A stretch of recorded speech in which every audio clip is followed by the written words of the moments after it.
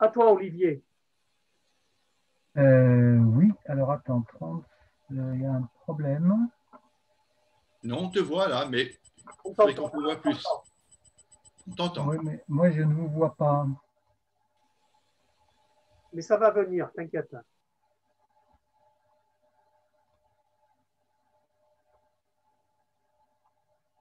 On te voit et on t'entend.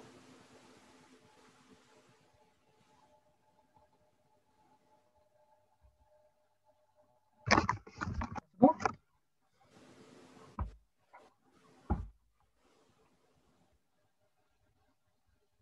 là, vous m'entendez et vous me voyez? Oui, on te voit et on t'entend, il n'y a pas de problème. Très bien. Alors, donc mon intervention elle va porter moins sur la question de l'islam, sur laquelle il y aurait beaucoup à dire, notamment sur ce que je viens d'entendre, et sur simplement les lectures entre guillemets littéralistes des textes fondateurs des trois grandes religions monothéistes. C'est important évidemment de lire les textes, mais on ne peut pas des textes déduire immédiatement des pratiques parce que relativement au rapport aux autres, même l'islam, on pourrait rappeler un certain nombre d'événements historiques, notamment lorsque les Juifs ont été expulsés de la péninsule d'Espagne par Isabelle la catholique, suivi assez rapidement par le roi du Portugal. Rappelez que ces Juifs, pour beaucoup d'entre eux, d'une part, ont traversé la Méditerranée pour se réfugier en terre d'islam, et que beaucoup d'entre eux se sont également réfugiés dans le sein des saints de l'Empire de l'époque, à savoir Constantinople, où ils ont été fort bien accueillis comparativement au sort qui leur était réservé dans la très glorieuse et très lumineuse et très savante et remarquable Europe catholique et Espagne également. Alors, mon propos porte moins d'ailleurs sur l'islam donc en tant que tel que sur les représentations de l'islam telles qu'elles vont être construites à la fin du 19e et au début du 20e siècle en France en particulier. Et je voudrais donc faire une intervention, disons, en deux temps. D'une part, sur l'émergence de ce qu'il faut bien appeler l'islamophobie savante. Il est très important de ne pas omettre l'adjectif, parce que l'adjectif permet de comprendre les raisons pour lesquelles cette islamophobie savante, qui est donc aussi une islamophobie élitaire, a eu une extraordinaire influence sous la Troisième République. Une extraordinaire influence, j'y reviendrai, une influence horizontale dans la mesure où cette islamophobie savante et élitaire a affecté nombre de disciplines de sciences humaines et par ailleurs, cette islamophobie savante et élitaire a également affecté nombre de dirigeants de la Troisième République et en particulier ceux qui étaient en charge des affaires coloniales. Enfin, cette islamophobie savante et élitaire forgée à la fin du 19e et au début du 20e siècle présente toute une série d'analogies structurelles extrêmement importantes avec l'islamophobie contemporaine.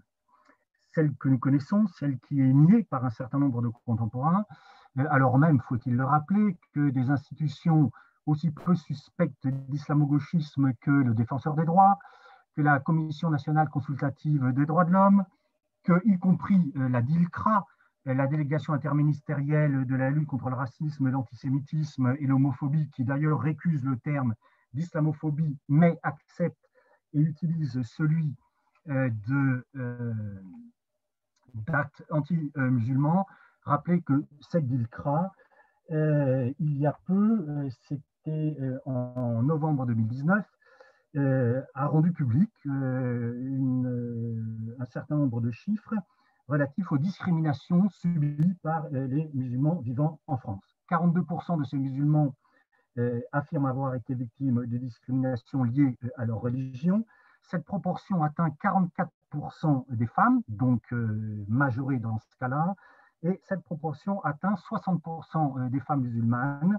Dès lors qu'elles portent le voile, on voit donc que les actes islamophobes ou les actes anti-musulmans concernent et affectent plus spécifiquement les femmes dès lors qu'elles sont effectivement identifiables par le voile, en tant que musulmane. Un mot avant de poursuivre, puisque c'est devenu une sorte de doxa médiatique, journalistique et en partie politique.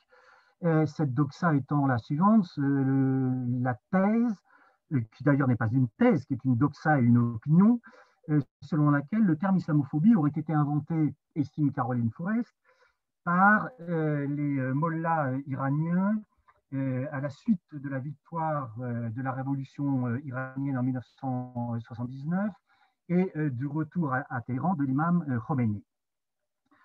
Caroline Forest montrant par là même qu'elle prend les plus grandes libertés avec les règles déontologiques élémentaires de la recherche et qui ne seraient pas pardonnées à un étudiant de maîtrise, dans la mesure où une assez rapide recherche sur Internet et dans le catalogue de la BNF accessible en ligne permet de lire, en ligne toujours, des articles, et un article en particulier, celui d'un, comme on le disait à l'époque, d'un très grand colonial, et à l'époque, bien sûr, l'expression n'est pas péjorative, mais au contraire laudative. Il s'agit de Maurice Delafosse, qui a été gouverneur général de l'Afrique occidentale française, un grand constructeur de l'Empire assurément, un grand défenseur de l'Empire également, puisqu'il est aussi à l'origine, sur le modèle de l'Académie des sciences et de l'Académie française, à l'origine avec un autre de la création de l'Académie des sciences coloniales, puisque Académie des sciences coloniales, il y a eu sous la Troisième République et qu'elle continue d'exister aujourd'hui, même si son nom a changé pour des raisons évidentes, puisque cette académie porte aujourd'hui le nom de Académie d'Outre-mer, des sciences d'Outre-mer. Maurice Delafosse, donc, dans un article publié en 1910, un article très substantiel, utilise la catégorie d'islamophobie et il l'utilise, lui, moins pour s'intéresser d'abord et avant tout à l'histoire des concepts, à leurs origines et éventuellement à leurs évolutions ultérieures. Il s'intéresse à l'islamophobie en tant que cette islamophobie savante sur laquelle je reviendrai est au principe d'une islamophobie politique, d'une islamophobie faite politique publique, notamment dans les colonies. Et il s'en inquiète notamment en Afrique occidentale française, parce qu'il pense que cette islamophobie faite politique coloniale, notamment en Afrique occidentale française, risque de dresser plus encore les musulmans contre la puissance coloniale. Autrement dit, que cette islamophobie faite politique coloniale risque de devenir une sorte de prophétie autoréalisatrice en désignant les musulmans, je reprends cette expression employée à l'époque, comme des ennemis mortels de la civilisation européenne et de la civilisation française en particulier. Grand est le risque, en raison des discriminations qu'ils subissent, en raison de la politique mise en œuvre à leur endroit, en raison des dispositions juridiques adoptées contre eux. Ces musulmans risquent effectivement de se dresser contre la puissance coloniale française parce qu'ils estimeront, à juste titre, estime Delafosse, qu'ils ne peuvent pas pratiquer librement leur religion et qu'ils sont constamment discriminés, j'y reviendrai aussi, sur le terrain politique comme sur le terrain pénal. Donc, Delafosse utilise le terme de façon courante et il l'utilise pour dénoncer la politique menée dans les colonies. Et par ailleurs, il n'est pas le seul. Un grand peintre orientaliste français, Étienne Dinet, par ailleurs converti à l'islam, mais peu importe en l'occurrence, utilise lui aussi le terme d'islamophobie et plus exactement, il cherche à élaborer une sorte de typologie des islamophobies de son temps en distinguant d'un côté une islamophobie élitaire, savante, celle qui émerge donc à la fin du 19e, au début du 20e siècle, du côté du Collège de France, et j'y reviendrai plus précisément, sous la plume et par la langue de ce très grand personnage de la Troisième République, à savoir Ernest Renan. Et par ailleurs, Étienne Dinet distingue ce qu'il appelle une islamophobie cléricale, dont les origines, estime-t-il, se trouvent bien sûr dans la Bible. Et là aussi, et là encore, ce qui l'intéresse, c'est moins au fond les origines de cette islamophobie cléricale que les conséquences qu'elle a pour les temps qui sont les siens, à savoir cette islamophobie cléricale associée à la politique de conquête des territoires des colonies, associée à la politique de pacification par la grâce des pères blancs qui estiment et de même les autorités coloniales, qu'en participant de la conversion des musulmans à la seule religion qui vaille, à savoir le christianisme, ils contribueront par là même à leur élévation et à leur civilisation. Donc, les catégories d'islamophobie, comme d'ailleurs la catégorie d'islamophilie, est très courante à la fin du 19e et pendant l'entre-deux-guerres. L'islamophilie étant d'ailleurs un néologisme utilisé par exemple pour dénoncer les positions qui sont celles de Maurice Delafosse ou d'Étienne Dinet, et pour critiquer également les positions de ceux qui critiquent certaines des orientations coloniales en précisant que pour l'écrasante majorité de ceux qui critiquent ces orientations coloniales, il ne s'agit pas du tout d'un anticolonialisme au sens propre du terme, mais simplement d'une volonté de réforme de la politique coloniale, totalement dissociée d'une indépendance des colonies qui est défendue par très peu, avant évidemment la création de la Troisième Internationale et la constitution des partis communistes. Par ailleurs, et ça c'est plus singulier, rappeler également que Gilles Kepel a cru découvrir que le terme islamophobie avait été, lui, forgé par les frères musulmans. Là encore, il est tout à fait singulier, et plus singulier encore que Gilles Kepel avant cette thèse, dans la mesure où on aurait pu attendre de Gilles Kepel, en tant que professeur des universités dans des institutions prestigieuses, qu'il se livre à quelques recherches permettant d'invalider ou de confirmer l'opinion qui est la sienne, puisque en l'occurrence, il s'agit bien d'une opinion qui peut être parfaitement falsifiée par des recherches sur l'origine des catégories et des concepts.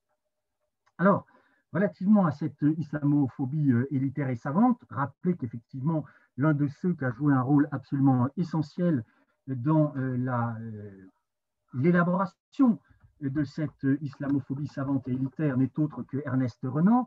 Rapidement rappeler les raisons pour lesquelles son influence a été extrêmement importante. Ernest Renan est pensé comme l'un des pères spirituels de la Troisième République, notamment en raison de deux textes majeurs, l'un étant encore aujourd'hui une référence, qu'est-ce qu'une nation, bien sûr, et d'autre part un autre texte sur la réforme intellectuelle et morale. Texte par ailleurs dans lequel il se fait aussi, Ernest Renan, l'un des premiers théoriciens de l'impérialisme français, puisque Ernest Renan écrit à peu près ceci: une nation qui ne colonise pas est vouée au socialisme. Et rappelez que pour les contemporains, un certain nombre de fondateurs de la Troisième République, le spectre de la Révolution, le spectre de la sociale, le spectre du socialisme n'est pas un spectre évanescent et lointain, c'est quelque chose qui pour eux est très proche, et ce très proche, c'est évidemment d'une part la Commune de Paris, d'autre part, parce qu'un certain nombre en ont été contemporains, c'est bien sûr le souvenir également terrifiant des journées insurrectionnelles de juin 1848. Père spirituel de la Troisième République, Renan n'est pas seulement cela, il est aussi pensé par ses contemporains comme un très grand écrivain. La preuve en est, il est membre de l'Académie française. Et enfin, il est pensé par ses contemporains comme un très grand savant. Preuve, il est membre donc du Saint des Saints de l'enseignement académique français, puisqu'il est membre du Collège de France. Et c'est effectivement au sein du Collège de France qu'il élabore nombre de ses thèses relativement à l'islam. Et bien sûr, ces trois positions, à la fois politiques, institutionnelles et littéraires, permettent de comprendre que Ernest Renan jouit également de trois légitimités distinctes qui permettent enfin également de comprendre son extraordinaire influence et les cérémonies qui ont été organisées par la Troisième République à l'occasion de sa disparition, etc., etc. Juste pour rappeler quelques passages de Renan, qui est donc un article célèbre de Renan qui est intitulé « De la part des peuples sémitiques dans l'histoire de la civilisation », texte dans lequel Renan écrit ceci: « Là est la guerre éternelle, la guerre qui ne cessera que quand le dernier fils d'Ismaël sera mort de misère ou aura été relégué par la terreur au fond du désert. L'islam et le fanatisme, le dédain de la science, la suppression de la société civile. » Et il poursuit ailleurs en écrivant ceci: « L'avenir, messieurs, est donc à l'Europe et à l'Europe seule. L'Europe conquérera le monde et y répandra sa religion, qui est le droit, la liberté et le respect des hommes. » Donc, on trouve chez Renan toute une série d'éléments qui lui permettent, selon lui, de caractériser et d'atteindre un certain nombre d'éléments constitutifs, estime-t-il, de la religion musulmane. La première de ces caractéristiques, selon lui, est que la religion musulmane est supposée être par essence une religion de guerre, et que cette religion musulmane est également supposée être par essence une religion hostile au progrès des sciences et des techniques, hostile au progrès de la civilisation, et d'autres vont ajouter hostile, et bien sûr, à l'émancipation féminine. Ce qui, soit dit en passant, pour un certain nombre de critiques sous la Troisième République, ne manque pas d'une certaine ironie, dans la mesure où ces hommes de la Troisième République, tous républicains qu'ils sont, notamment pour les débuts, ont toujours considéré, en s'appuyant d'ailleurs sur un certain nombre de philosophes prestigieux de la Troisième République, qu'il était absolument hors de question que les femmes puissent jouir de droits politiques, parce qu'ils estimaient que les femmes étant mineures du point de vue de l'usage de la raison, il était donc parfaitement nécessaire et parfaitement légitime qu'elles soient mineures du point de vue des droits politiques et qu'à ce titre, elles soient laissées aux portes de la République et qu'elles ne soient pas considérées comme des citoyennes. Il rappelait sur ce point d'ailleurs que le Front populaire, en ces matières, n'a pas changé d'un iota, ni la condition des indigènes d'ailleurs, ni la condition des musulmans indigènes de plus, et enfin, qu'il n'a pas changé non plus d'ailleurs la condition des femmes. Alors, représentation de l'islam relativement à Ernest Renan, oui et non. Oui, parce qu'il s'agit bien de représentation de l'islam forgé par Ernest Renan, sauf que, pour employer ce concept à Michel Foucault, et c'est la raison pour laquelle j'ai fait un petit excursus sur les positions institutionnelles, académiques, politiques et littéraires occupées par Renan, lorsque Renan publie ses textes, lorsqu'il prononce ses conférences en la très prestigieuse Sorbonne, ce n'est pas des représentations qu'il véhicule, c'est, pour reprendre les catégories de Foucault, ce qui s'exprime là, c'est un véritable régime de vérité. On dit, Renan est absolument convaincu, non pas d'exprimer des représentations, moins encore évidemment des opinions, mais il est absolument convaincu d'exprimer, de donner naissance, de donner corps à des thèses fondées en raison et fondées par la science qui est la sienne. Pareillement, ceux qui lisent et prennent connaissance des textes de Renan et des conférences de Renan sont absolument convaincus que c'est effectivement la science qui s'exprime et dont Renan, dans le domaine qui est le sien, et notamment dans le domaine des études consacrées à l'islam, est un des représentants les plus éminents. Cela donc permet de comprendre aussi la constitution de ce que j'ai appelé dans Ennemi mortel, représentation de l'islam et politique musulmane à l'époque coloniale, la constitution d'une sorte de rénanisme, évidemment postérieur à Renan, le rénanisme pour désigner ceux qui, que ce soit en ethnologie, en psychologie ethnique, que ce soit en histoire, en géographie, ou parfois même en littérature, reprennent en tout ou partie les thèses de Renan, et dans certains cas peuvent d'ailleurs les critiquer lorsqu'ils estiment que certaines de ces thèses sont infirmées par le progrès des sciences humaines, mais n'en continuent pas moins d'estimer que l'essentiel des thèses de Renan sont donc confirmées par l'évolution de la situation de l'islam dans le monde, notamment avant, pendant et après la Première Guerre mondiale. L'ensemble donc permettant d'établir une sorte de hiérarchie des religions au sommet de laquelle se trouve bien sûr la religion chrétienne et en dessous la religion musulmane pour les raisons qui ont été rapidement explicitées.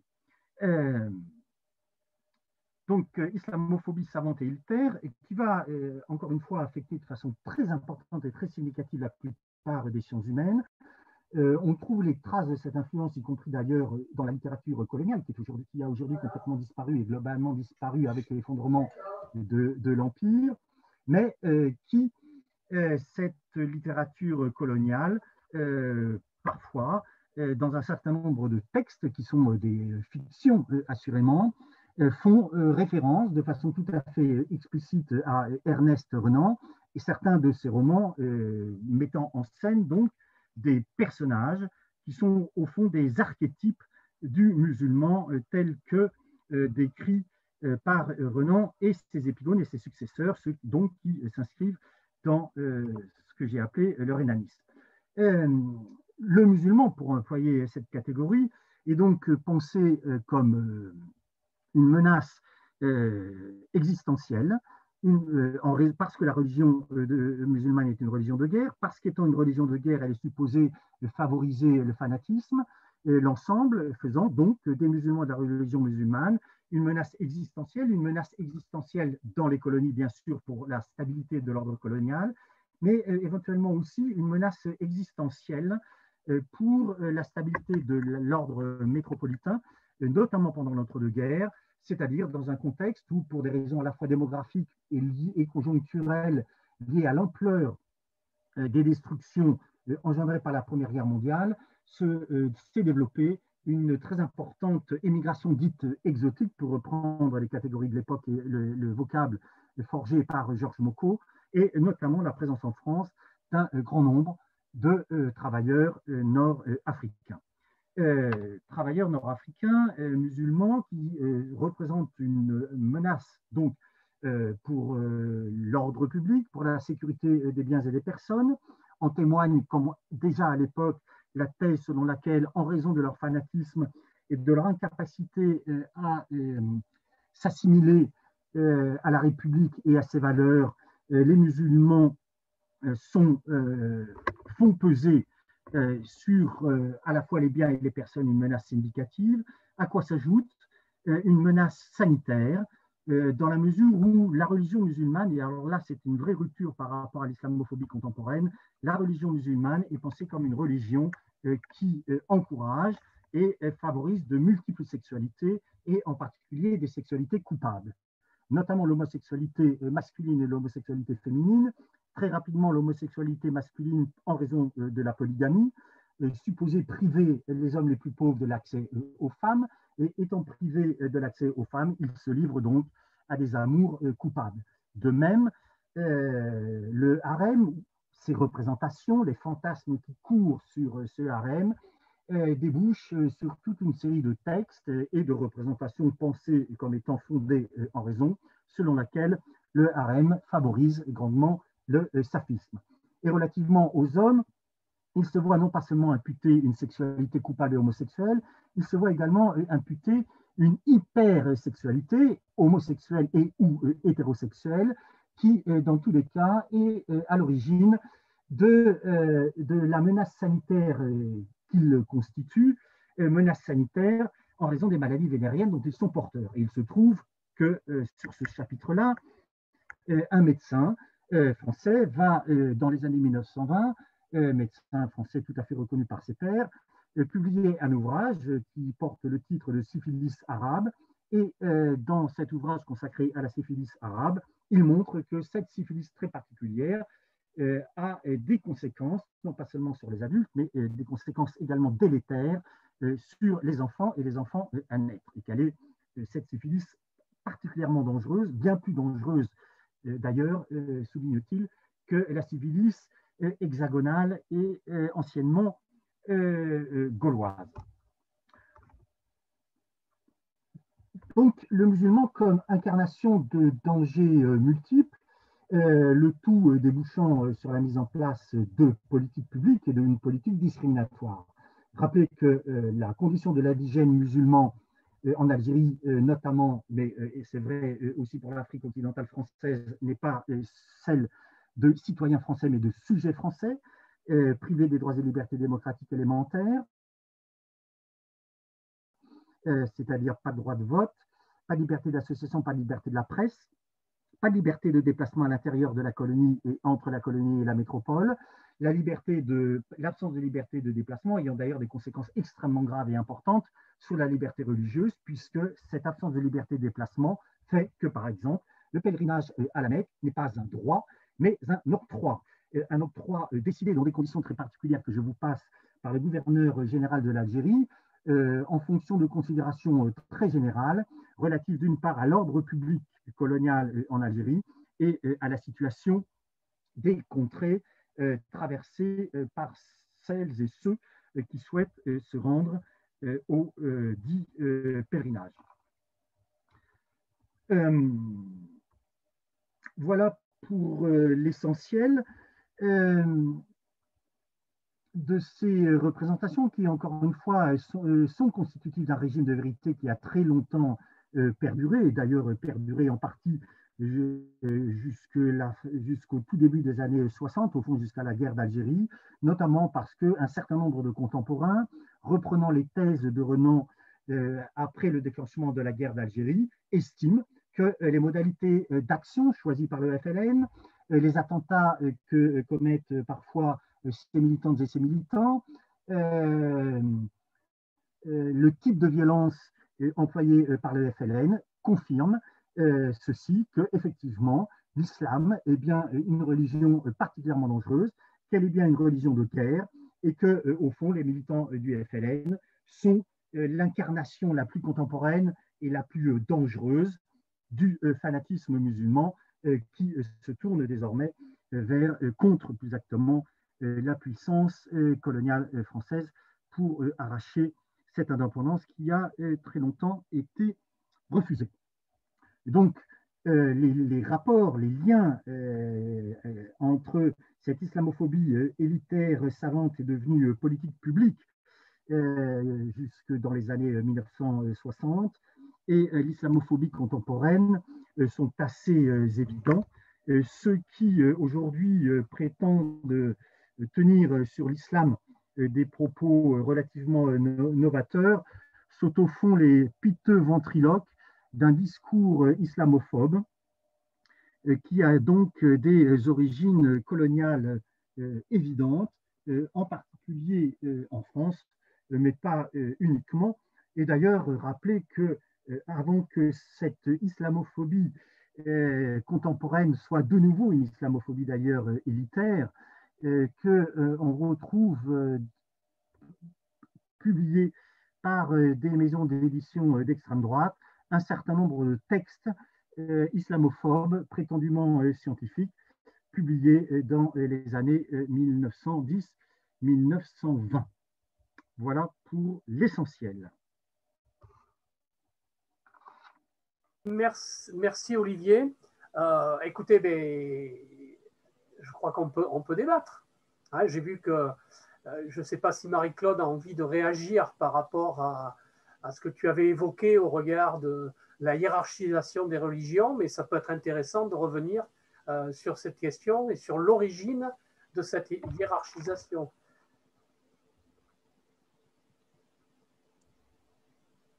Vincent, tu souhaites intervenir? Oui, mais d'abord Marie-Claude. Ton micro, Marie-Claude. Ton micro, Marie-Claude. Voilà. Oui, bonjour, oui. Moi, je n'avais pas particulièrement insisté, moi, sur la hiérarchisation des religions. J'avais questionné notre camarade précédent, non orateur, sur le fait qu'il puisse proposer l'idée que toutes les religions, en fait, étaient répressives ou facteurs de répression vis-à-vis de l'émancipation ou d'une stratégie d'émancipation. Voilà. Bon. Et donc, voilà, on en était à la réponse.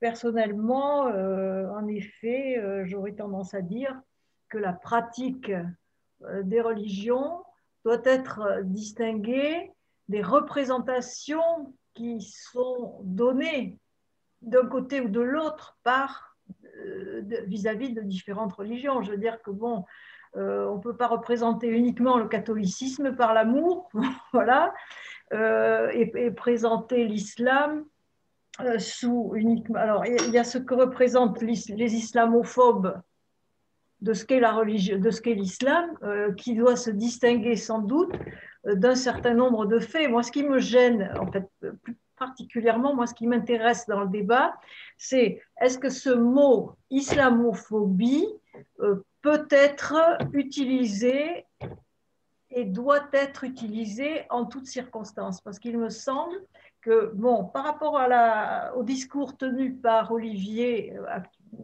là, il y a 5 minutes, on peut adhérer à l'idée qu'en effet, les sources des représentations sont liées à la colonisation. Bon.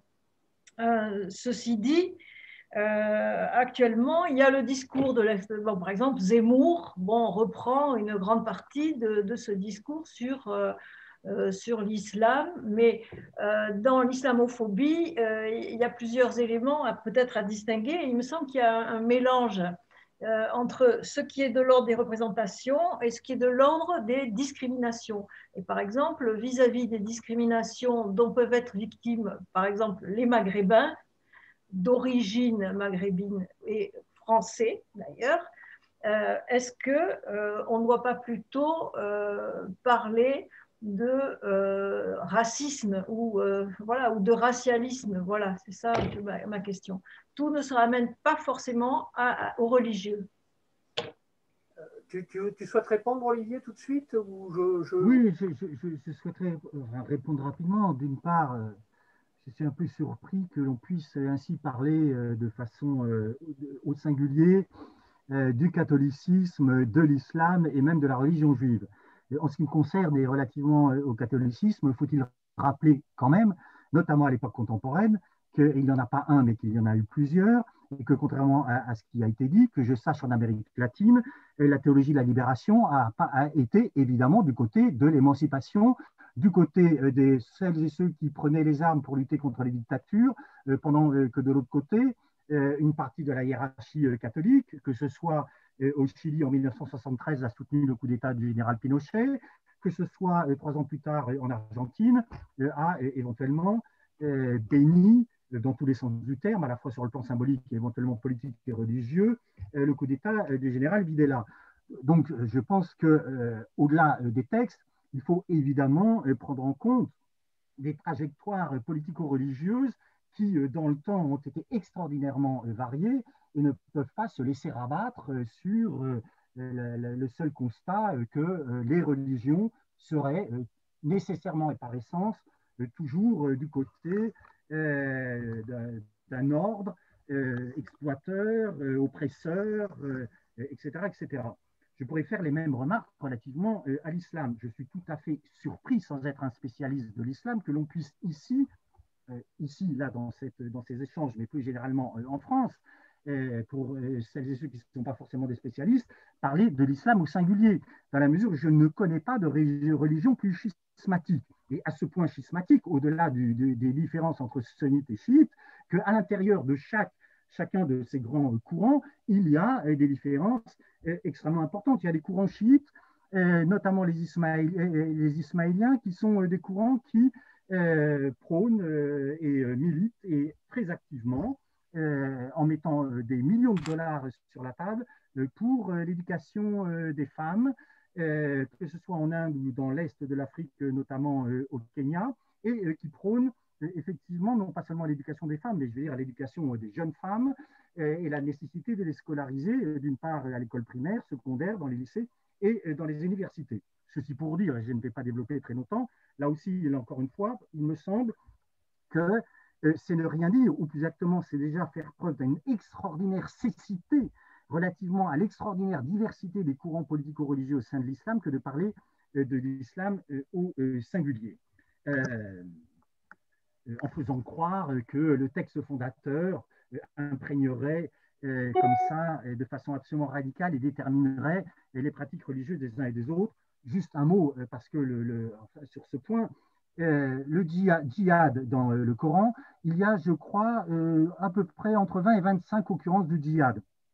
Alors évidemment, pour celles et ceux qui lisent rapidement le Coran, c'est immédiatement interprété comme le synonyme de guerre sainte. Pas de chance, djihad dans le Coran est très polysémique comme catégorie, comme terme, parce que djihad veut dire effectivement guerre sainte, mais je crois que c'est 2 ou 3 occurrences sur les 25. Les autres, djihad, c'est une guerre intérieure, c'est une guerre de soi contre soi. C'est l'effort fait par le musulman pour tenter de faire en sorte qu'il respecte le plus qu'il est possible les préceptes de l'islam. Autrement dit, c'est un djihad qui n'est absolument pas tourné contre autrui, ce n'est absolument pas une guerre violente contre autrui. Encore une fois, c'est l'effort que cherche à entreprendre le musulman pour être le plus conforme possible aux prescriptions du Coran. Et donc, ça n'a strictement rien à voir avec une interprétation hâtive. Enfin, sur la dernière intervention, il me semble très difficile, eu égard à l'ampleur des discriminations subies par les musulmans en France, en rappelant que l'écrasante majorité d'entre eux sont français, qu'ils sont sans doute, pour aussi une bonne part d'entre eux, des héritiers de l'émigration coloniale et post-coloniale, mais qu'ils sont d'abord et avant tout des citoyens français. Et que, par conséquent, eu égard à l'ampleur des discriminations constatées, et constatées y compris par la DILCRA, il n'est pas possible de concevoir ces discriminations sans qu'il y ait derrière, et qu'il est légitime d'ailleurs pour ceux qui sont à l'origine de ces discriminations, il y a évidemment à l'origine de ces discriminations toute une série de représentations négatives à l'endroit des musulmans. Alors, oui, on peut analyser au fond l'islamophobie comme une forme de racisme culturaliste et différentialiste, dans la mesure, mais là la chose est déjà évidente dès la fin du 19e et début du 20e siècle, dans la mesure où l'une des particularités, des caractéristiques attribuées à l'islam fin 19e, début 20e et encore aujourd'hui, est de penser et de faire de cette religion une religion à ce point forte qu'elle déterminerait la vie du musulman dans l'ensemble des registres de son existence, que ce soit dans la sphère domestique, que ce soit dans la sphère de l'intimité ou que ce soit dans la sphère publique. Et ce déterminisme, et de ce point de vue-là, il y a des textes de Renan absolument remarquables, sinistrement remarquables, faudrait-il ajouter, et ce déterminisme n'affecte pas seulement les présents, elle affecte également les enfants. Il y a un passage célèbre de Renan où il impute à la religion musulmane, dès lors que les enfants commencent à être instruits en cette religion, il impute à cette religion musulmane le fait de, je reprends sa métaphore, d'entourer la tête du musulman d'une sorte de cercle de fer qui évidemment l'empêche de faire un usage libre de sa raison. Et l'empêchant de faire un usage libre de sa raison l'empêche de progresser, l'empêchant de faire un usage libre de sa raison et de progresser, l'empêche évidemment aussi de faire progresser les sciences et les techniques. Ce qui, quand on regarde l'histoire de l'islam, et d'ailleurs les spécialistes de l'islam, dont Renan, ont à un moment donné été confrontés au problème, ils étaient confrontés à un problème historico-politico-philosophique et religieux de taille, qui était comment expliquer cette période faste de l'islam, en particulier sur le plan des sciences et des techniques, sur le plan des mathématiques, sur le plan de l'astronomie, lorsque l'islam a occupé, enfin l'islam, oui, des musulmans, qu'ils soient arabes ou berbères ou arabo-berbères, peu importe, a occupé la péninsule ibérique. L'explication qu'ils vont trouver pour que les représentations qu'ils se font de l'islam coïncident avec cet événement historique va être d'imputer les extraordinaires progrès des mathématiques, les extraordinaires progrès de l'astronomie, les extraordinaires progrès réalisés notamment en matière de navigation maritime, et bien sûr les extraordinaires progrès réalisés dans le domaine des mathématiques et dans le domaine de la médecine, d'imputer ces progrès non pas à proprement parler aux musulmans, mais d'imputer ces progrès à des juifs convertis à l'islam et ou à des chrétiens convertis de force à l'islam. Ce tour de passe-passe avec les faits leur permet de maintenir intacte la majeure de leur raisonnement, qui est l'islam est une religion de guerre, l'islam est une religion hostile au progrès des sciences et des techniques, c'est pourquoi évidemment elle est hostile et à la seule religion et civilisation qui vaille, c'est-à-dire la civilisation européenne et la civilisation française en particulier. Vincent,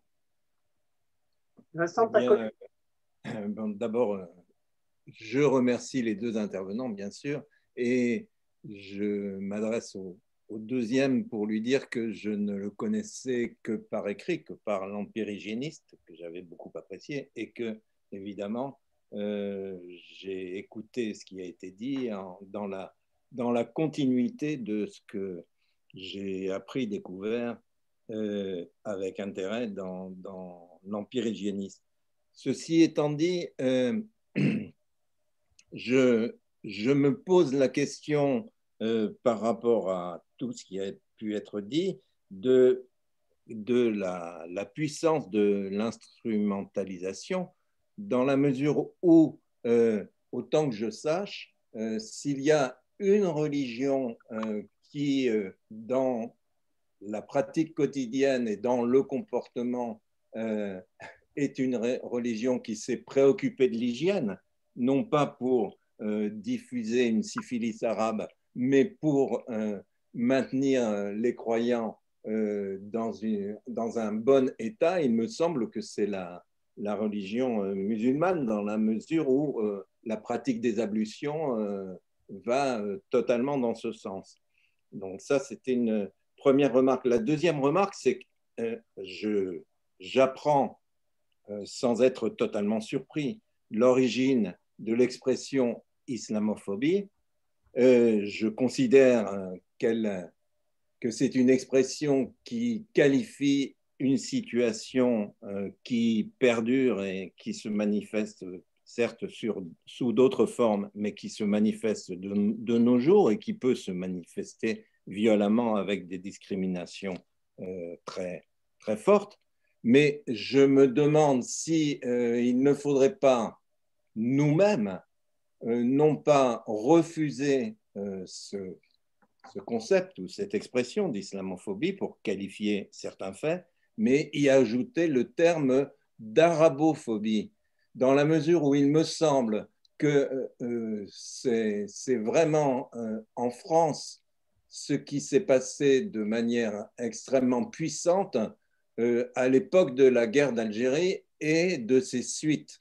À l'évidence, d'après mes souvenirs de très jeune adolescent, ce qui apparaissait dans le comportement, dans les peurs, dans les craintes, dans les illusions à l'époque de la guerre d'Algérie et dans ses suites, c'était non pas la peur du musulman, la religion elle-même n'était pas évoquée du tout, mais la peur de l'arabe, et l'arabe étant distingué ou qualifié à peu près comme de nos jours, on peut qualifier les musulmans, les pratiquants de l'islam, en ignorant bien sûr totalement le fait que la religion musulmane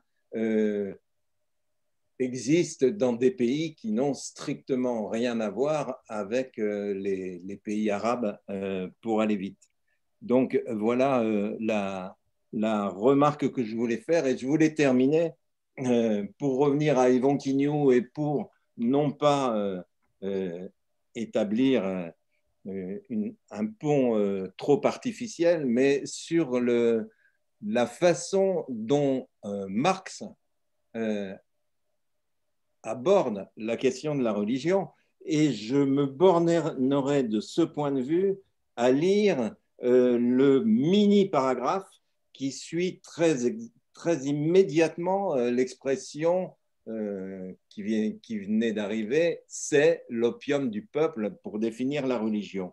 Parce qu'enfin, il ajoute, et encore, il ajoute avec des caractères différents pour certains mots, les phrases suivantes. Le véritable bonheur du peuple exige que la religion soit supprimée en tant que bonheur illusoire du peuple. Exiger qu'il soit renoncé aux illusions concernant notre propre situation, c'est exiger qu'il soit renoncé à une situation qui a besoin d'illusions.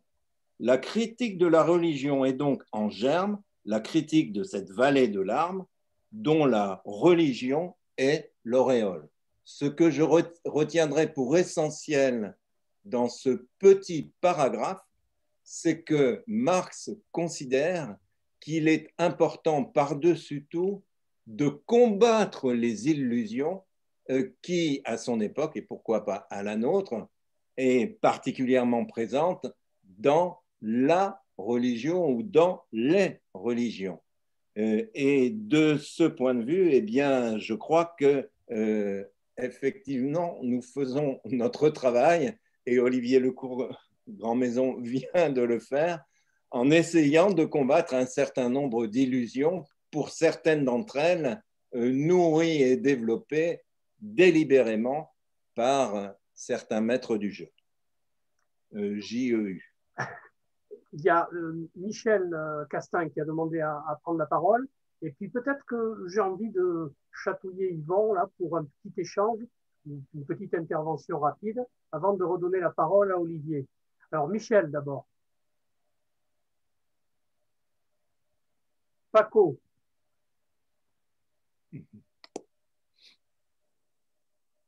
Michel, tu entends? Entends, active ton son. Pardon, ça y est là? Voilà. Oui. Voilà. Bon, Salut Michel. je disais, salut Vincent, je suis extrêmement gêné parce que Vincent vient de me couper l'herbe sous le pied en disant très exactement ce que je voulais dire sur l'utilisation actuelle du concept d'islamophobie, qui moi me gêne depuis assez longtemps parce qu'il me semble ne pas rendre compte véritablement de la réalité actuelle. Alors j'ai trouvé extrêmement intéressant tout ce qui nous a été présenté, et j'y ai appris bien des choses sur l'histoire du concept d'islamophobie, mais je suis un peu gêné par le continuum qui est fait entre l'islamophobie élitaire de la fin du 19e et du début du 20e et l'islamophobie contemporaine.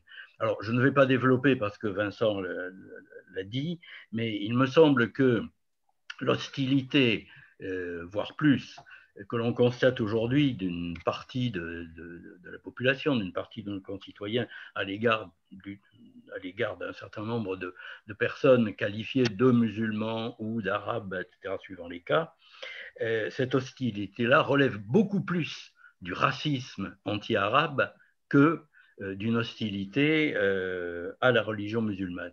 Et je préférerais moi aussi de beaucoup que l'on emploie le terme d'arabophobie.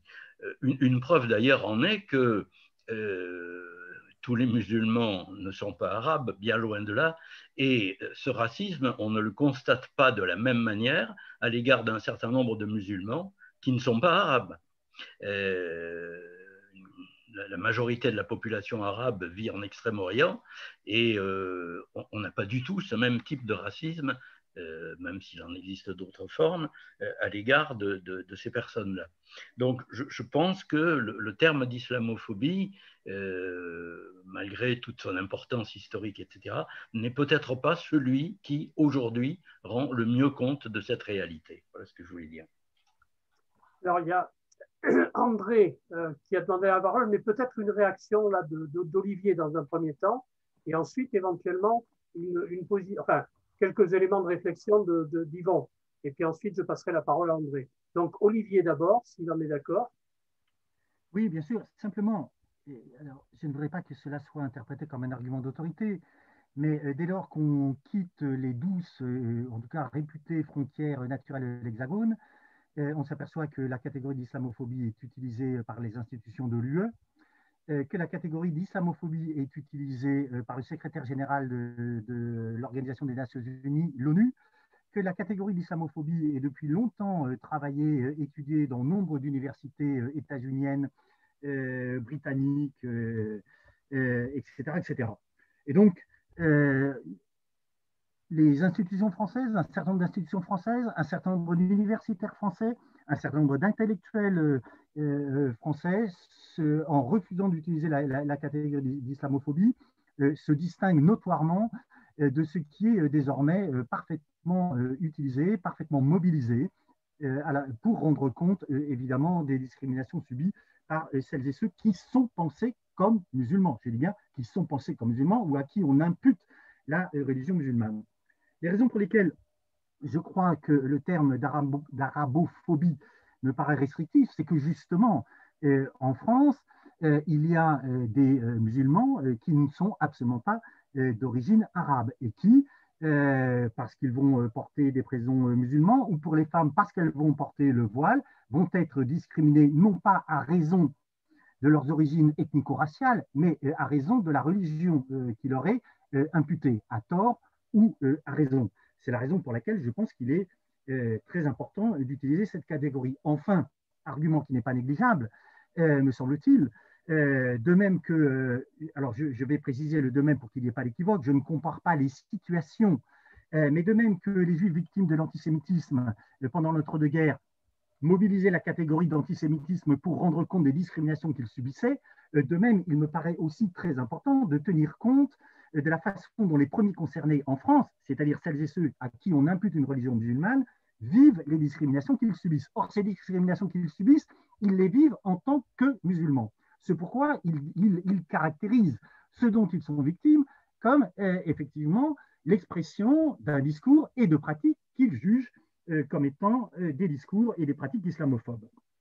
Par ailleurs, ajouter, parce que là aussi ça me paraît extrêmement important, islamophobie populaire, peut-être, mais rappelez que cette islamophobie populaire sera d'autant plus populaire que nous sommes aujourd'hui en France dans une situation où nous sommes effectivement confrontés à la réhabilitation, au retour et d'un racisme élitaire et d'une islamophobie élitaire. Un racisme élitaire dont Éric Zemmour est sans doute l'un des plus terribles représentants, mais hélas, pas le seul, et d'un racisme élitaire et médiatique qui bénéficie d'une extraordinaire mansuétude, dans la mesure où, bien qu'il ait été condamné par 2 fois pour incitation à la haine raciale et qu'il y a une 3e procédure engagée à son encontre, Éric Zemmour continue d'avoir micro et caméra ouverts et continue très tranquillement d'écrire dans le Figaro. Imaginons un instant que quelqu'un ait tenu des propos antisémites, sa carrière se serait achevée. Et par ailleurs, on a affaire aussi à cet très singulier front unique qui, du Rassemblement national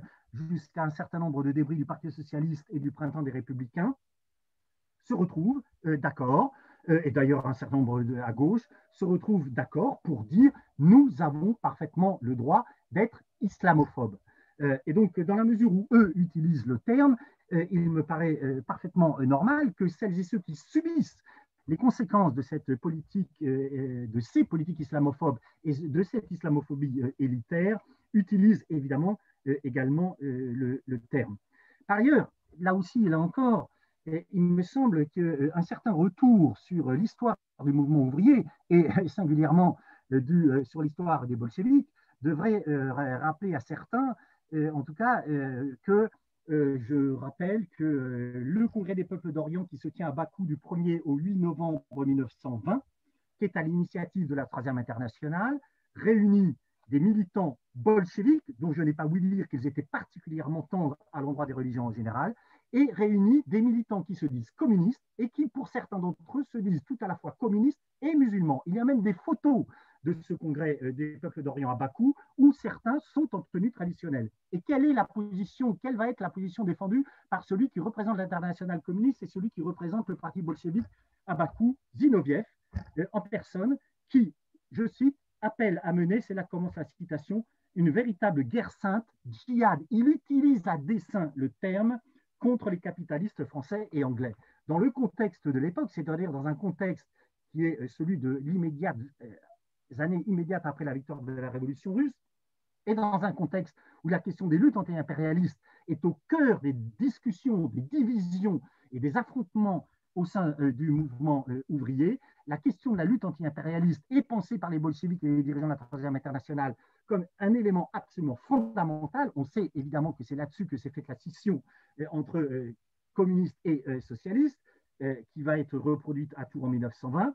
Et dans ce cadre-là, pour reprendre une expression célèbre qui là aussi devrait tempérer le discours de certains, au fond Zinoviev fait quoi? Eh bien, il tend la main à ceux qui, tout en étant musulmans, mènent à l'époque, effectivement, ou commencent à mener à l'époque un combat anti-impérialiste.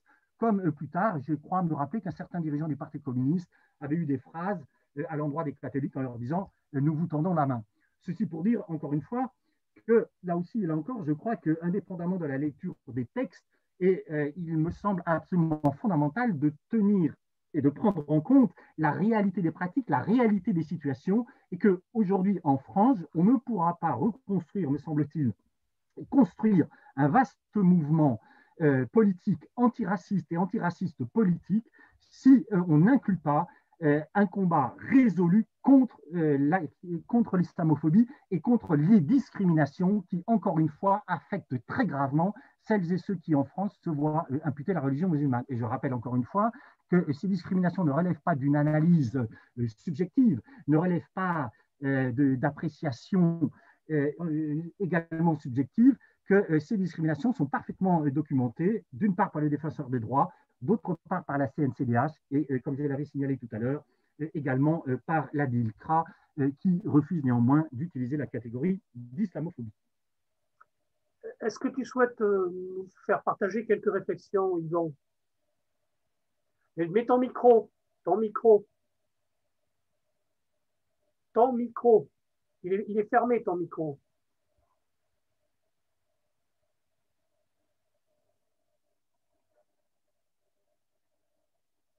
Réactive ton micro.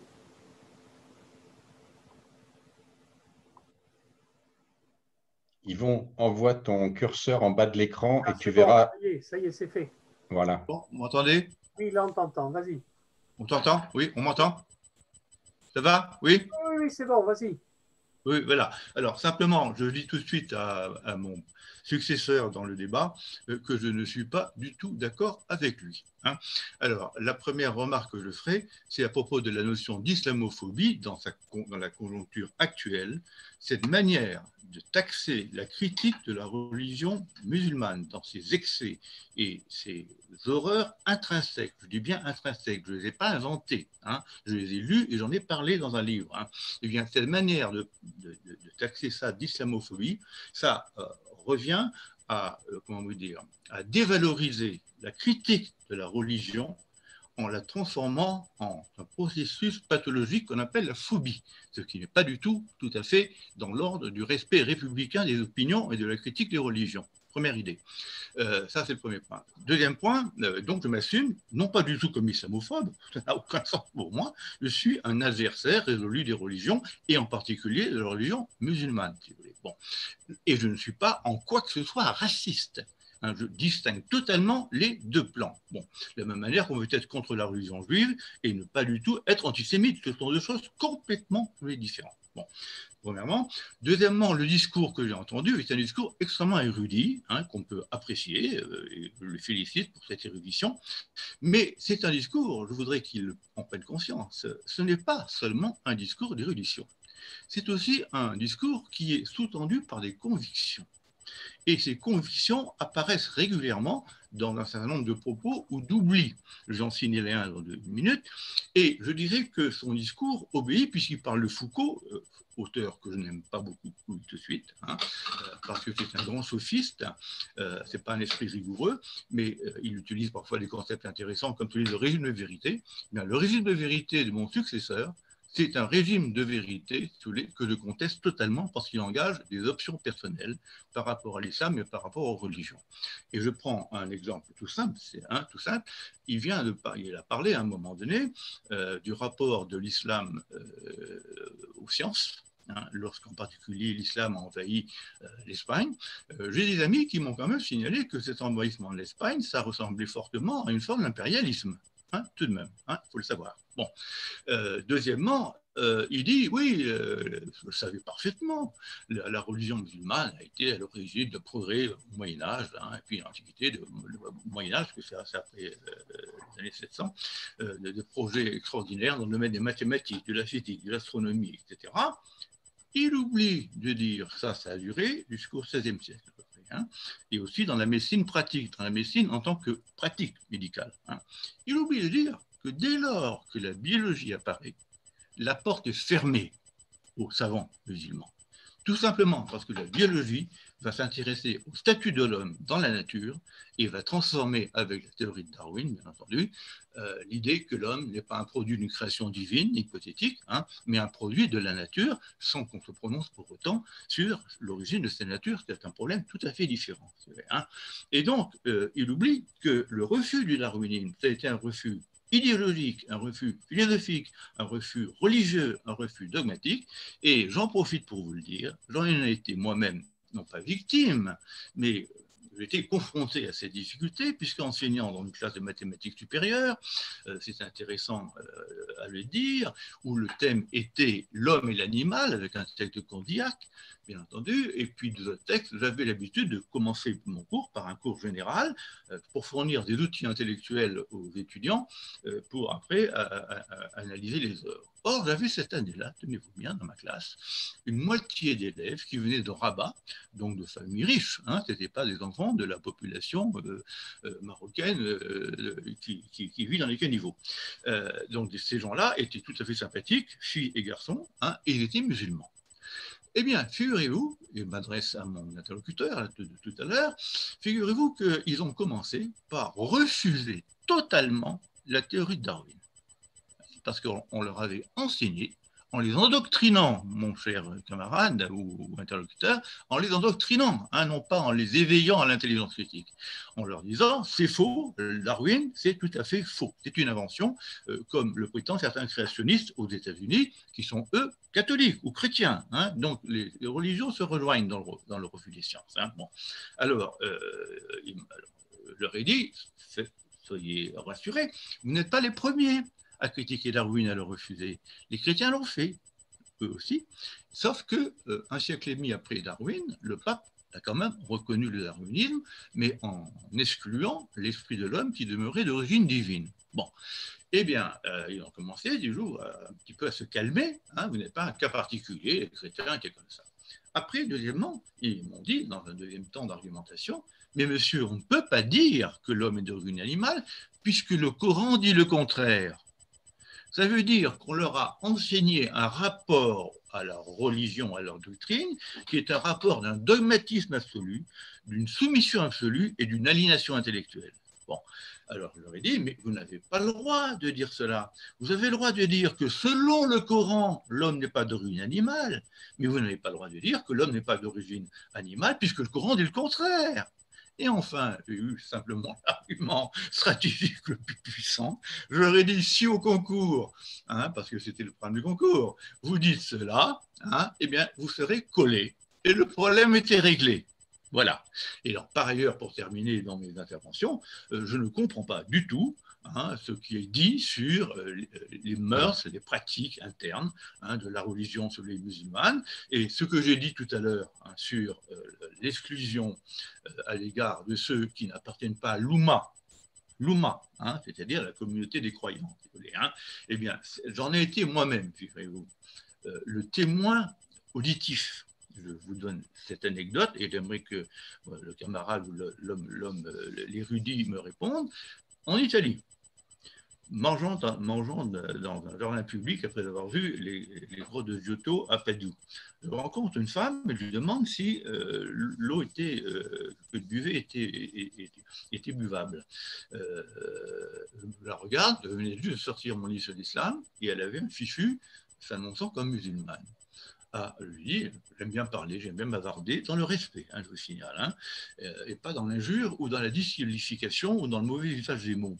Je lui demande, que pensez-vous de votre religion? Elle me dit, c'est merveilleux. Alors, je vais être rapide, mais si on n'est pas convaincu, on essaie de le convaincre, alors par la persuasion, par la pédagogie. Sinon, qu'est-ce qu'on fait? Si on n'est pas toujours convaincu, on va voir un docteur de la loi. C'est pas mal comme pression exercée sur les individus. Hein. C'est vraiment le respect de l'opinion de l'autre. Hein. Parfaitement. Et alors, je lui dis, mais alors, si on n'est pas, mais finalement, si on n'est pas encore convaincu, c'est là que je voulais vous dire. Hein, et j'aimerais qu'il m'entende. Je l'ai entendu, je ne l'ai pas inventé, et ça m'a tellement marqué que je vous en parle aujourd'hui. Elle me dit, on vous exclut. Je dis, on vous exclut, d'accord, mais on peut être exclu d'une association, d'un parti, etc. C'est pas bien grave. Qu'est-ce que vous voulez dire par là? Je lui demande très gentiment. Hein. Elle avait en plus un petit garçon, une petite fille à côté d'elle, donc elle était toute douce dans ses propos. Ce n'était pas un barbu échevelé, si vous voulez, issu. Elle me dit tout simplement, on vous tue. Ah, j'en suis resté sidéré. Et comme pour s'excuser, elle me dit, mais de toute façon, ça devait être une Algérienne, elle parlait très bien le français, hein, mais de toute façon, dans mon pays, il n'y a pas d'athée. Sous-entendu, ils sont exclus. Ils sont exclus, ça veut dire quoi? Tués? Point d'interrogation. Merci. Olivier? Ouais. Je trouve singulier d'entendre dans la bouche d'un philosophe deux choses. D'une part, de confondre la partie et le tout, c'est-à-dire de confondre une toute petite minorité dogmatique, absolument dogmatique, sectaire, assurément ascientifique et effectivement hostile au libre exercice de la raison, incarné par certains courants politico-religieux de l'islam, et de confondre cela avec les tout de l'islam, parce que visiblement, celui qui vient de s'exprimer se refuse à voir ceci, c'est effectivement le fait qu'il, encore une fois, pardon de me répéter, qu'il n'est pas possible de parler de l'islam au singulier et qu'il faut assurément en parler au pluriel, précisément parce que, encore une fois, cette religion est sans doute l'une des plus schismatiques qui existent, avec des conflits à ce point grave d'ailleurs que les principales victimes, contrairement à ce qu'on nous serine ici, les principales victimes de Daesh ne sont pas des victimes occidentales, ne sont pas des victimes européennes, ne sont pas des victimes états-uniennes, mais sont d'autres musulmans, notamment bien sûr au Moyen-Orient, en Syrie et en Irak, lorsque Daesh et l'État islamique y prospéraient. Relativement au darwinisme, l'interlocuteur précédent m'a en partie retiré un argument, mais l'hostilité et le refus du darwinisme, d'une part, n'a pas été seulement constatable du côté éventuellement de certains courants politico-philosophiques ou politico-religieux de l'islam, mais a prospéré également au sein de la religion chrétienne. Et que je sache, il y a aux États-Unis des courants très puissants qui soutiennent Donald Trump, qui refusent encore aujourd'hui effectivement les théories de Darwin et qui refusent également, ce qui prouve que de ce point de vue-là, les choses, dans certains cas et dans certains courants, sont à peu près sont très voisines, ce qui ne veut pas dire qu'elles sont identiques, mais et se refusent dans certains cas aussi à entendre des enseignements qui remettent en cause la dogmatique religieuse à laquelle ils continuent d'adhérer. Voilà pour l'essentiel.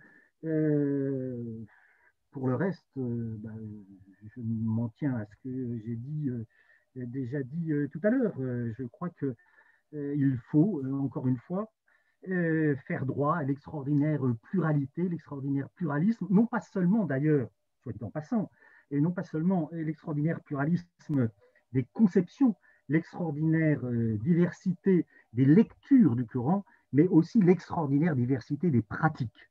Ce qui me paraît essentiel à prendre en compte pour éviter justement la réduction à l'identique, les amalgames, et de substituer à la complexité des trajectoires religieuses, politiques, sociales et individuelles, de substituer à cette complexité une sorte d'archétype du musulman prétendu ou de la musulmane prétendue à qui sont imputées un certain nombre de caractéristiques négatives qui, évidemment, justifient de les soumettre à des traitements discriminatoires.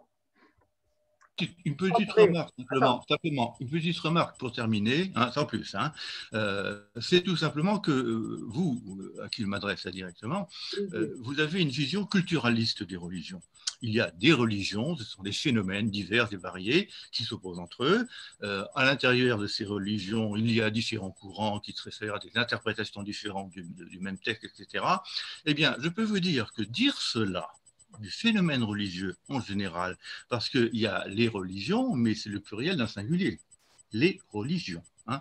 Eh bien, dire cela et vouloir ensuite justifier l'interprétation que certains peuvent donner de certains textes excessifs, maladroits, outranciers des religions, tout ça, ça consiste à nier le caractère religieux des religions qui se présentent à nous et à leurs fidèles pour des vérités absolues. Or, il y a 3 monothéismes et il n'y a qu'une vérité, figurez-vous. Merci. Alors, André. Merci. Je ne suis un spécialiste de rien et donc je ne vais pas entrer dans un débat théorique.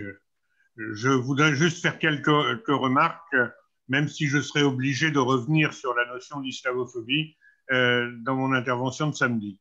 La première chose que je veux dire, c'est que tout le monde aujourd'hui accepte de parler d'antisémitisme. Le terme s'est imposé, alors que les scientifiques expliquent tranquillement que les peuples sémites n'existent pas.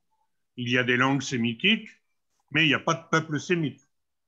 Mais c'est imposé au 19e, au-delà du terme de judéophobie qui correspondait à une critique spécifique de la religion, le terme d'antisémitisme qui englobe à la fois une vision éventuellement raciale au sens y compris ethnique et l'aspect religieux.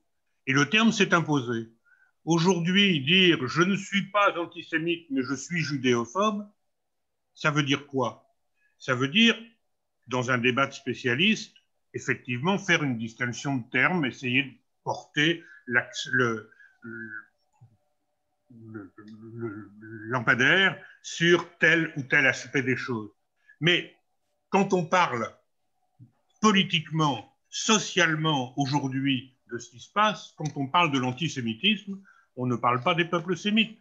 On est bien dans une acceptation que c'est la haine des Juifs et la dénonciation des Juifs qui est derrière ce terme d'antisémitisme. Aujourd'hui, je pense que ceux qui auraient voulu que l'on trouve un autre terme pour désigner le racisme qui vise les musulmans ou supposait-elle ne soit pas le mot islamophobe, je le comprends très bien, mais je crois qu'il faut qu'ils acceptent quelque chose. Ils ont perdu. Et moi aussi, j'ai peut-être perdu quand ce terme s'est imposé. Mais, et les travaux qui ont été montrés, et l'acceptation par les commissions officielles de ce terme d'islamophobie, signifie que quand, dans le débat public, on remet en cause le mot islamophobie, en fait, on veut nier l'existence d'un racisme qui se joue. Je me suis demandé si le choix du mot islamophobie n'avait pas été, pour ceux qui luttent contre ce racisme, une manière de reprendre le terme d'homophobie, à partir du terme d'homophobie. À partir du moment où, dans les sociétés occidentales, la question de la lutte contre l'homophobie est devenue dominante, au moins dans les institutions, le fait d'utiliser ce terme d'islamophobie est peut-être pas tout à fait innocent. Mais aujourd'hui, socialement, on sait ce que veut dire islamophobie. Et en France, cette islamophobie est clairement dirigée contre les arabo-musulmans. Et bien évidemment, il faut expliquer ce que cela peut représenter. Et bien évidemment, ce n'est pas quand on parle des islamophobes, on ne parle pas de ceux qui auraient une vision théorique, sauf que quand on écoute les Zemmour et autres Renaud Camus, on voit bien comment on évite des termes qui font appel à l'ethnie pour déguiser leur opposition vers une opposition vers un remplacement religieux. Et ça, c'est quelque chose que nous constatons dans le débat politique. Il n'est plus possible dans le débat politique d'être raciste au sens physique, physiologique, hein, et c'est toujours dans une interprétation qui est culturaliste là-dessus. Personnellement, je suis athée de naissance. Je n'ai pas eu d'effort à faire pour me débarrasser d'illusions. Je constate cependant que, y compris dans les milieux athées que je peux connaître, certains développent une religion de la science, par exemple, qui est d'un scientisme tout à fait religieux. Je m'arrête là. Gérald, qui a demandé la parole, Gérald de Mazot. Oui, je viens d'activer le micro, vous m'entendez? Vas-y. C'est bon. Plus je lis d'articles et plus j'entends de discussions comme la nôtre autour de l'islamophobie, plus j'ai l'impression que c'est un bâton merdeux, ce terme-là, et un bâton merdeux idéologique. En ce sens que, pour moi, j'ai l'impression que sa première fonction, sa principale fonction, c'est d'un brouillage idéologique, et en particulier au sein de la gauche, et que ça marche très très bien. Je ne sais pas si je vais faire de la peine à André, mais j'ai de plus en plus de mal avec ce terme-là, et j'ai de plus en plus envie de revenir au terme de racisme. Alors, ce qui représente un certain paradoxe, étant donné que, a priori, pour les scientifiques, les races n'existent pas, donc c'est un peu paradoxal d'employer le terme, mais il a un avantage, à mon avis, c'est de recentrer les combats qui sont les nôtres, non pas sur des croyances, parce qu'il faut quand même se rendre compte qu'en employant le terme d'islamophobie, il y a une espèce d'assignation automatique d'une religion à des gens bronzés, qu'on va dire musulmans ou maghrébins, qui me dérangent énormément. Chez les personnes d'origine maghrébine qui vivent en France, il y en a un grand nombre qui ne sont pas du tout croyants, et donc qui ne pensent pas du tout dans les catégories de l'islam.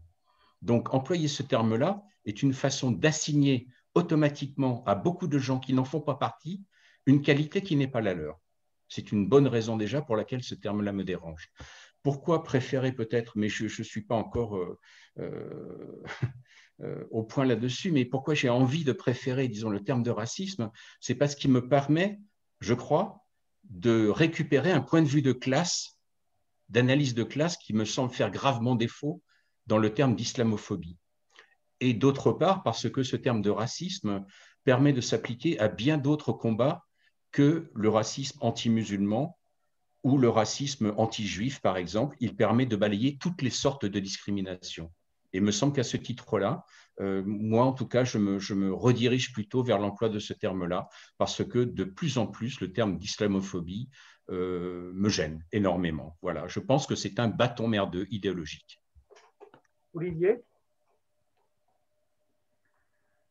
Je souscris tout à fait à ce qui a été dit par André, c'est-à-dire que, encore une fois, il me semble qu'il faut partir, si l'on veut mener un combat politique, qui doit être aussi d'ailleurs un combat intellectuel et mené sur le terrain culturel, parce que si nous avons beaucoup perdu sur le terrain politique, c'est aussi parce que nos ennemis, nos adversaires ont beaucoup gagné sur le terrain culturel. Il faut partir de la situation telle qu'elle est et pas de la situation telle qu'on voudrait qu'elle soit. Or, la situation telle qu'elle est, c'est quoi? C'est d'une part qu'une partie significative, ou en tout cas certaines élites médiatiques, politiques, désormais académiques, je pense aux initiateurs du printemps républicain, je pense à Elisabeth Badinter, se déclarent ouvertement islamophobes. Soit dit en passant, le terme c'est assez singulier parce que encore une fois, relativement au caractère très pluraliste des islams, moi je ne suis pas en soi islamophobe. Si je suis phobique de quelque chose, c'est évidemment daeshophobe, etc., etc. Mais en soi, la religion musulmane ne me fait pas peur, pas plus que d'ailleurs la religion chrétienne me fait peur ou que la religion juive me fait peur. En soi, elles ne me font pas peur. Je peux les combattre, je peux les critiquer, mais en soi, elles ne me font pas peur. Certains courants politico-religieux au sein de ces monothéistes, évidemment, me font peur, parce que je les perçois, bien sûr, comme des menaces. Mais pour le reste, non.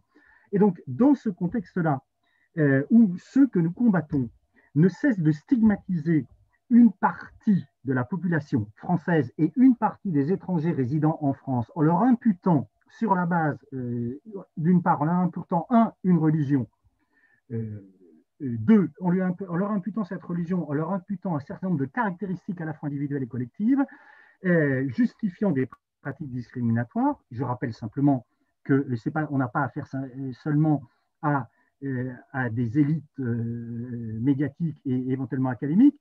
Gérald Darmanin, ministre de l'Intérieur, en position assez difficile à la suite de l'épisode que l'on sait, n'a rien de trouvé de mieux que de lancer toute une série d'opérations contre des mosquées dans le cadre de la préparation de la loi sur le séparatisme.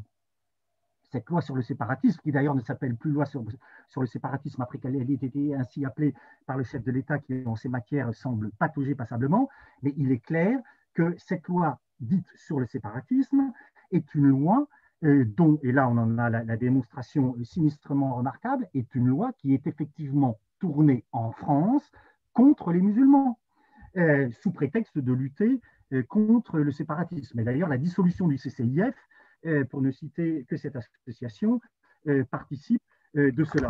Et donc, il faut encore une fois partir de la situation telle qu'elle est, et cette situation telle qu'elle est, c'est effectivement une situation, alors j'en conviens, que les gauches politiques et syndicales et associatives soient extrêmement divisées sur la question de l'islam en général et l'islamophobie en particulier, j'en conviens, mais encore une fois, dans un contexte où un certain nombre d'associations, un certain nombre d'organisations politiques et jusqu'au pouvoir public mettent la question de la lutte contre l'islam au plus haut de l'agenda politique, je ne vois pas comment on pourrait ne pas utiliser la catégorie d'islamophobie justement pour construire un front de résistance, et un front de résistance le plus large possible, mais le plus large possible, ça veut dire aussi avec les premières et les premiers concernés, c'est-à-dire avec ceux qui quotidiennement subissent l'islamophobie, notamment pour les femmes lorsqu'elles portent un voile. Et si l'on veut mener un combat contre cela, un combat effectivement contre les discriminations, qui je sache est un combat émancipateur, encore une fois, il faut être capable d'associer les premières et les premiers concernés à ce combat, ce qui suppose, quand bien même on peut avoir éventuellement des réticences à la fois intellectuelles et politiques, d'utiliser la catégorie qu'effectivement ils utilisent eux pour désigner ce dont ils sont victimes, le terme d'islamophobie. Bernard Couturier.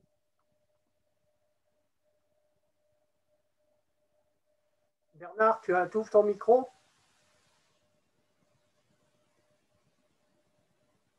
Oui, voilà, c'est bon, ton micro est... C'est bon? Ouais. Activé, c'est bon? Oui, c'est bon. Oui, juste un mot, donc Bernard Couturier, je vais intervenir samedi sur, là aussi, sur l'émancipation. Je voulais juste dire un mot un peu décalé par rapport à cette question d'islamophobie, pour dire que je m'étonne quand même que ce soit une maladie autour de laquelle on soit en train de discuter, alors que c'est une maladie comme toute phobie. Hein, l'islamophobie, c'est une phobie, et que la maladie phobique, ça traduit toujours une crainte de ce qui est étrange, étranger et de l'autre, et que en soi, se réclamer de l'islamophobie, je trouve ça, à vrai dire, assez navrant, quel que soit ensuite le contenu qu'on puisse lui donner.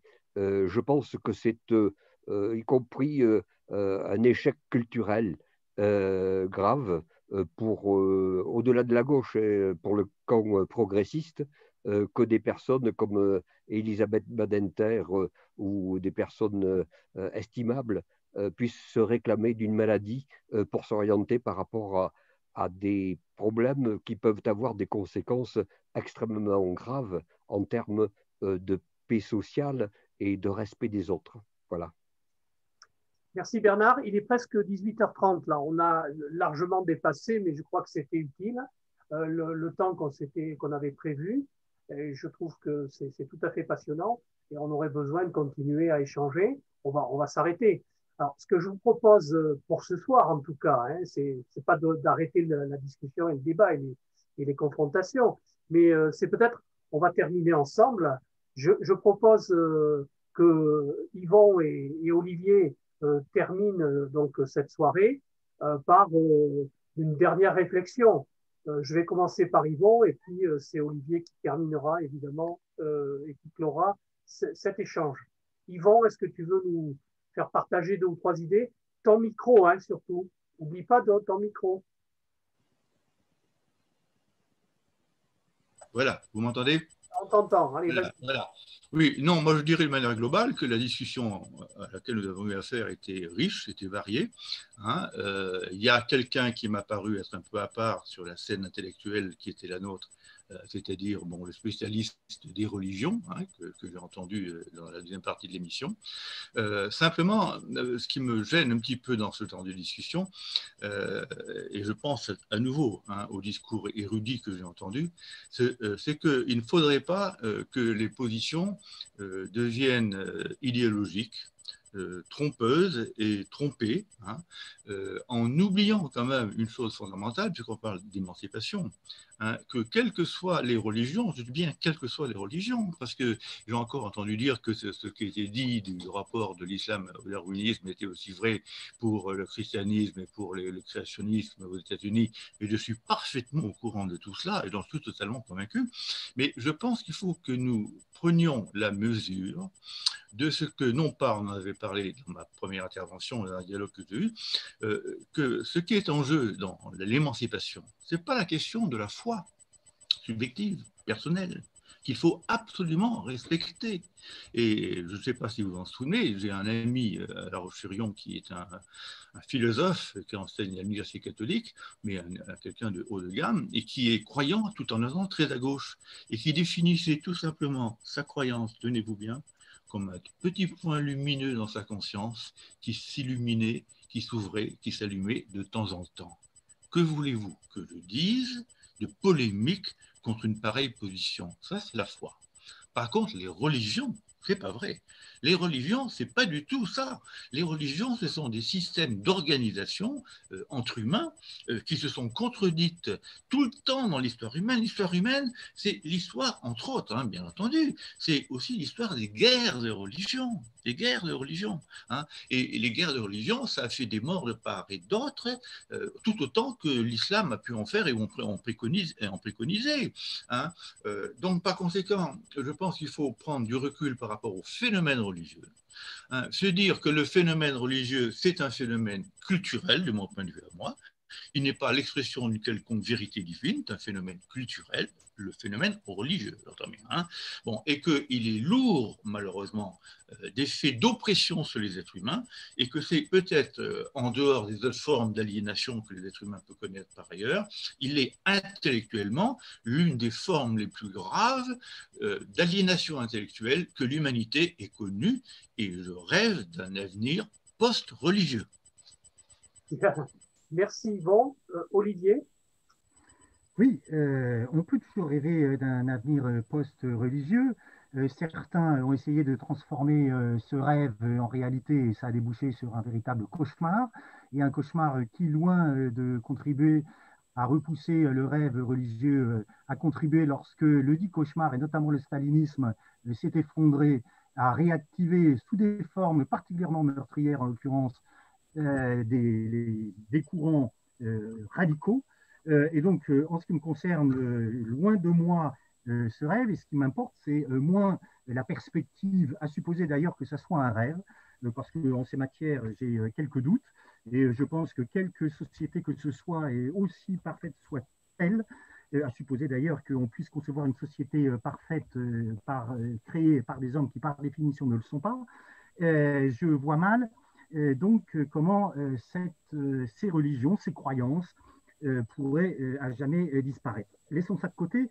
Ce qui me semble, ce dont nous devons, je crois, partir, c'est moins de ce rêve que des réalités qui sont les nôtres. Or, les réalités qui sont les nôtres, et je parle là des réalités hexagonales, encore une fois, ce sont des réalités où nous sommes bien obligés de constater, d'une part, qu'un certain nombre de nos concitoyens et qu'un certain nombre d'étrangers présents en France sont musulmans, parce qu'ils l'étaient antérieurement et ou se sont dans certains cas convertis à l'islam, et qu'il y a effectivement retour en France de formes et de pratiques religieuses qui, pour un certain nombre d'entre nous, éventuellement, prennent à rebrousse-poil et nos convictions politiques et les combats politiques qu'on a menés, mais c'est la situation dans laquelle nous nous trouvons, et encore une fois, dans un contexte où un nombre très important de forces politiques qui courent du Rassemblement national au printemps des Républicains, un certain nombre de personnalités académiques et médiatiques placent l'islamophobie au plus haut de leur agenda médiatique universitaire et pour les hommes et les responsables politiques au plus haut de l'agenda politique, il me semble que la première tâche de celles et ceux qui entendent mener un combat résolu contre tous les racismes, et donc y compris contre l'islamophobie.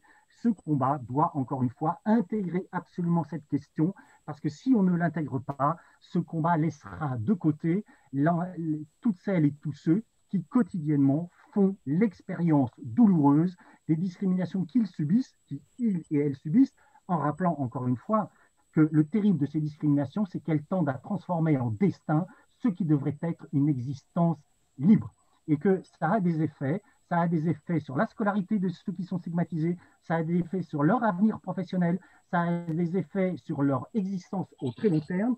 Je rappellerai simplement que là aussi, là encore, et qui le dit, c'est la DILCRA, qui peut difficilement être suspecté d'islamo-gauchisme. Quand on s'appelle Michel, il suffit d'envoyer 5 candidatures pour décrocher un entretien d'embauche. Quand on s'appelle Mohamed, 20 candidatures sont nécessaires. Quand on s'appelle Mohamed et qu'on cherche un logement, il en est de même. Et donc, là aussi, et là encore, si on veut faire en sorte que Mohamed et Fatima mènent le combat avec nous contre tous les racismes et le combat contre les discriminations, il faut encore faire droit à leurs paroles, faire droit à leurs discriminations et bien sûr aussi faire droit à la catégorie qu'ils utilisent pour désigner la situation dans laquelle ils sont placés et la situation contre laquelle ils militent, à savoir cette situation marquée par une islamophobie de plus en plus importante et qui produit des effets absolument délétères sur leur vie, sinistrement transformée en destin.